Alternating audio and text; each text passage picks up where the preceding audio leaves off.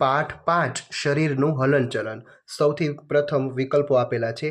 કયા સાંધા આગળથી અવયવનું હલનચલન બધી દિશામાં થઈ શકે છે? ખલદસ્તા સાંધો।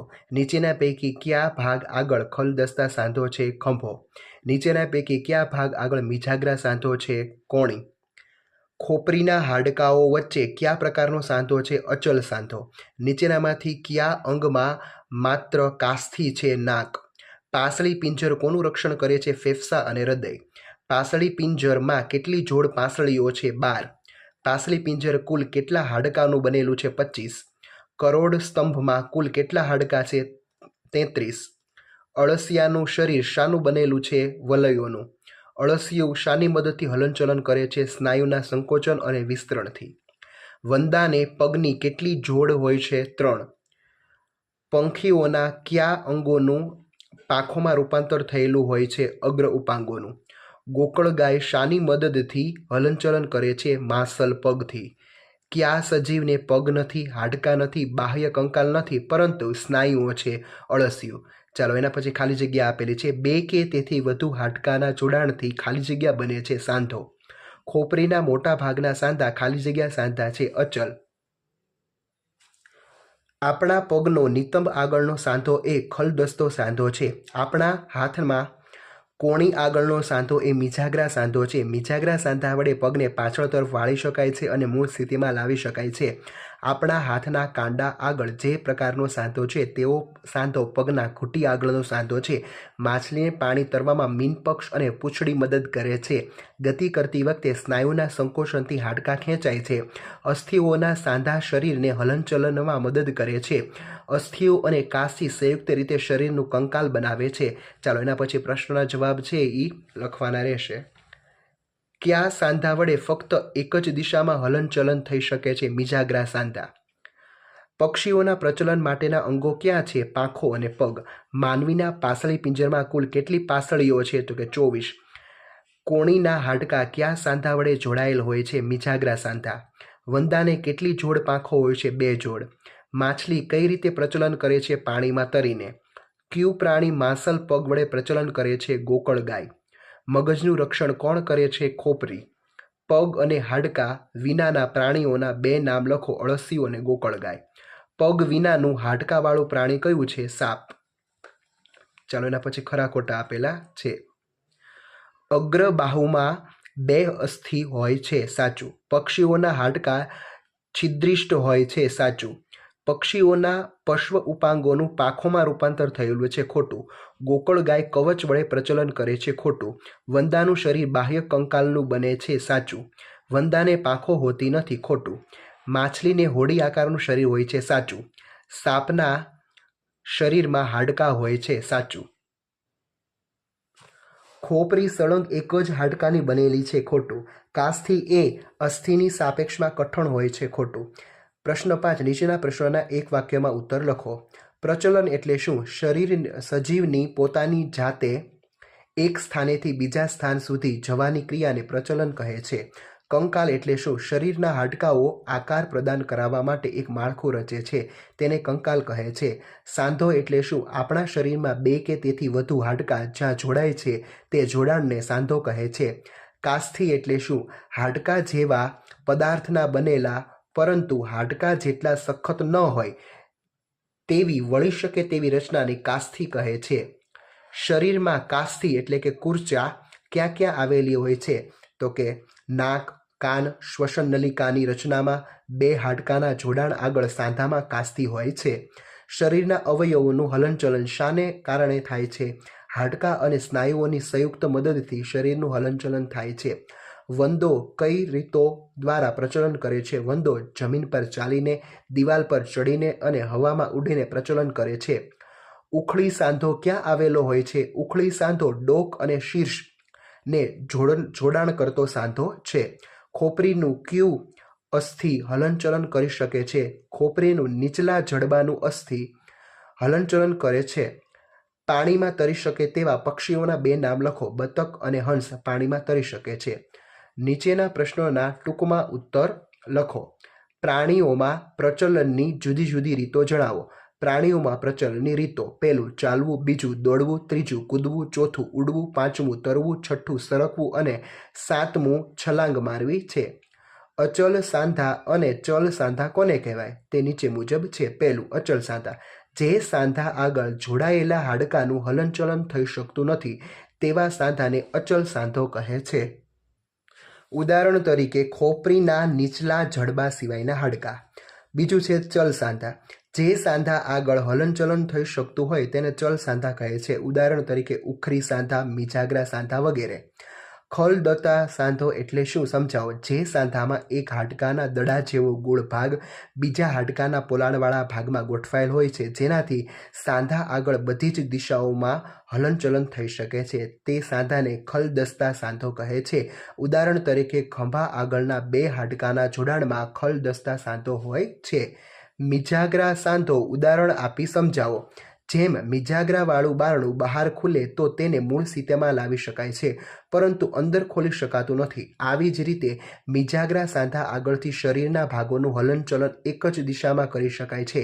આપણા શરીરમાં કોણી આગળ મિજાગરા સાંધો છે. આથી હાથને ઉપરની તરફ વાળી શકાય છે અને પાછો મૂળ સ્થિતિમાં લાવી શકાય છે, પરંતુ હાથને કોણી આગળથી પાછળની તરફ વાળી શકાતો નથી. ઉખળી સાંધો ઉદાહરણ આપી સમજાવો. ડોક અને શીર્ષને જોડાણ કરતો સાંધો ઉખળી સાંધો છે, જેના દ્વારા માથાને આગળ પાછળ તેમજ જમણી ડાબી બાજુ ફેરવી શકાય છે. આ સાંધા વડે ખલદસ્તા સાંધાની જેમ શીર્ષને સંપૂર્ણ ગોળ ફેરવી શકાતું નથી. ઉખળી સાંધાને ખીલા જેવો સાંધો પણ કહે છે. કંકાલના કાર્યો જણાવો. કંકાલના કાર્યો નીચે મુજબ છે. તે શરીરને સુનિશ્ચિત આકાર, મજબૂતાઈ અને આધાર આપે છે. તે શરીરના નાજુક અવયવોનું રક્ષણ કરે છે. તે શરીરના હલનચલનમાં મદદ કરે છે. પાસળી પિંજર અને કરોડ સ્તંભના બે કાર્યો લખો. પાસળી પિંજરના કાર્યો: પહેલું કાર્ય, તે હૃદય અને ફેફસાનું રક્ષણ કરે છે અને બીજું, તે શ્વાસોશ્વાસમાં મદદરૂપ બને છે. તેના પછી કરોડ સ્તંભના કાર્યો: તે શરીરને ટટ્ટાર રાખે છે તેમજ આગળ પાછળ નમવામાં મદદરૂપ થાય છે. તે નાજુક કરોડરજ્જુનું રક્ષણ કરે છે. ગોકળગાયની શરીર રચના જણાવી. તે કેવી રીતે પ્રચલન કરે છે તે લખો.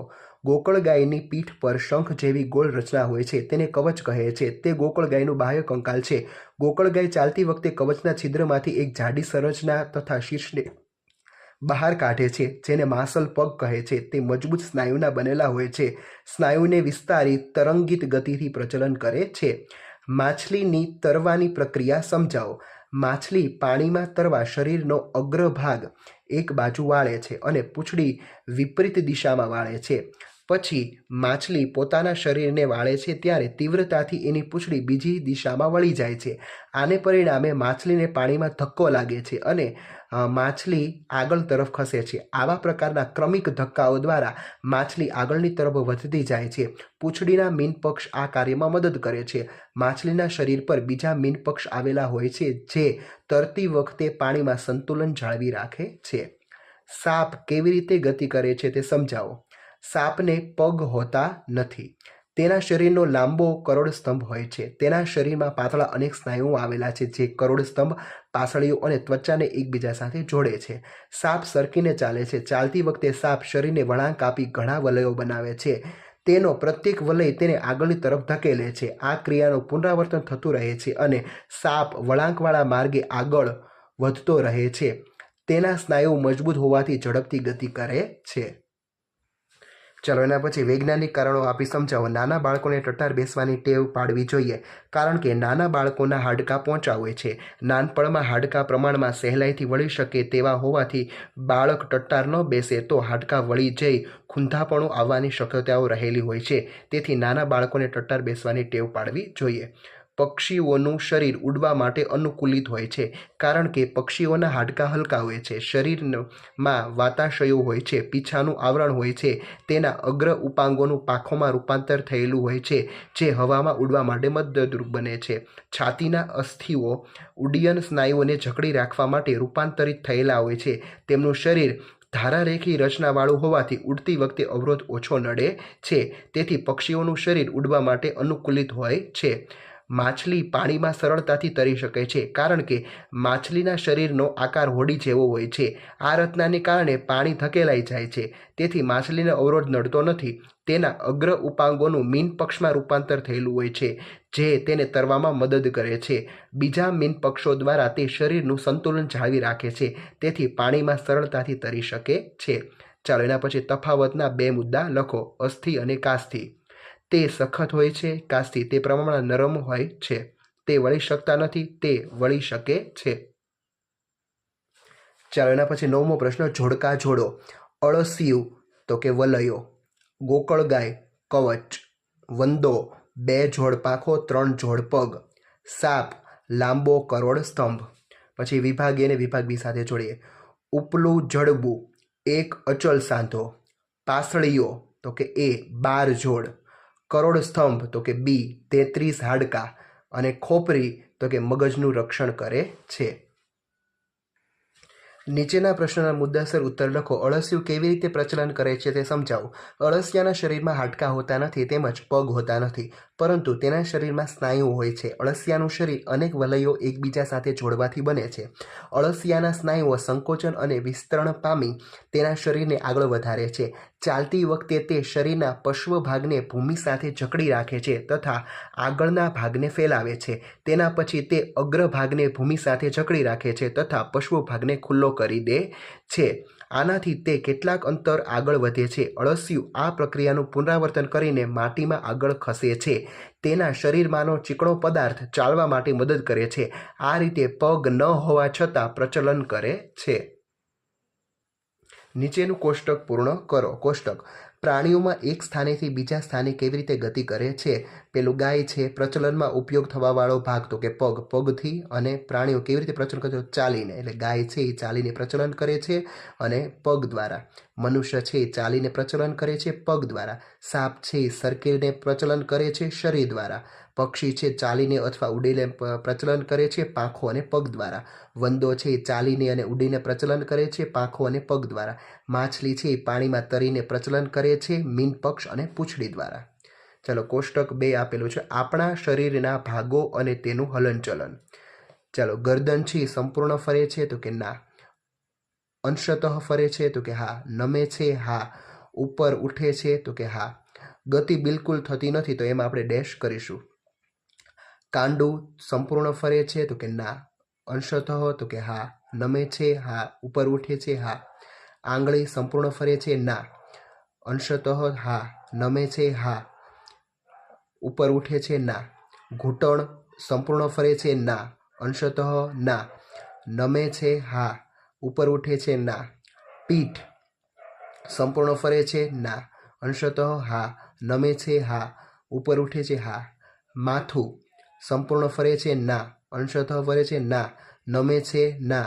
ઉપર ઉઠે છે ના. એટલે કે બધામાં ના આવે એટલે ગતિ બિલકુલ નથી એટલે કે હા. કોણી સંપૂર્ણ ફરે છે ના. અંશતઃ ફરે છે તો કે હા. નમે છે ના. ઉપર ઉઠે છે હા. પછી ભુજા સંપૂર્ણ ફરે છે તો કે હા. અંશતઃ હા. નમે છે તો કે હા. ઉપર ઉઠે છે તો કે હા. ચાલો એના પછી પ્રવૃત્તિઓ આપેલી છે. હાડકાના સાંધાની અગત્ય સમજવી. સાધન સામગ્રીમાં ફૂટપટ્ટી અને મજબૂત દોરો. પદ્ધતિમાં પહેલું સ્ટેપ, એક ફૂટપટ્ટી લો. આકૃતિમાં દર્શાવ્યા મુજબ તેને એવી રીતે રાખો કે જેથી તમારી કોણી ફૂટપટ્ટીની મધ્યમાં રહે. તમારા મિત્રને ફૂટપટ્ટી અને હાથને બાંધવાનું કહો. તમારી કોણીને વાળવાનો પ્રયાસ કરો. અવલોકન: કોણી વાળી શકાતી નથી અને આના ઉપરથી નિર્ણય મળે છે કે સાંધા વિના અંગોને વાળી શકાતા નથી. ચાલો એના પછી બીજી પ્રવૃત્તિ આપેલી છે. પાસળી પિંજર એટલે કે છાતીના પિંજરની રચના જાણવી. સાધન સામગ્રી છે કોઈ પણ આવશે નહીં. પદ્ધતિમાં ઊંડો શ્વાસ લઈને તેને રોકી રાખો. તમારા છાતીના તથા પીઠના હાડકાંઓને હળવેથી દબાવીને હાડકાંનો અનુભવ કરો. પાસળીઓની સંખ્યાને ગણવા પ્રયત્ન કરો. ચાલો આના ઉપરથી અવલોકન તો કે ઊંડો શ્વાસ લઈ પાસળી પિંજરના હાડકાંઓને સરળતાથી ગણી શકાય છે. નિર્ણય શું મળે છે તો કે પાસળી પિંજરમાં છાતીનું એક હાડકું અને પાસળીઓની સંખ્યા 24 છે. કુલ 25 હાડકાઓ આવેલા છે. ચાલો એના પછી ત્રીજી પ્રવૃત્તિ, વંદાની ગતિમાં સહાયરૂપ થતા શરીરના ભાગોનું અવલોકન કરવું. પદ્ધતિમાં શું આવશે તો કે વંદાના શરીરનું અને તેની ગતિને જુઓ. અવલોકન આપણે લખીએ તો કે વંદાને 3 જોડ પગ છે. વંદાને 2 જોડ પાંખો હોય છે. 3 જોડ પગ અને 2 જોડ પાંખો તેને ચાલવામાં તેમજ ઉડવામાં મદદ કરે છે. વંદાને ચલનપાદની નજીક આવેલા વિશિષ્ટ સ્નાયુઓ અને પગના અગ્રભાગની રચના દિવાલ પર ચાલવામાં મદદરૂપ થાય છે. અહીં તમારું આ ચેપ્ટર પૂરું થાય છે. Thank you.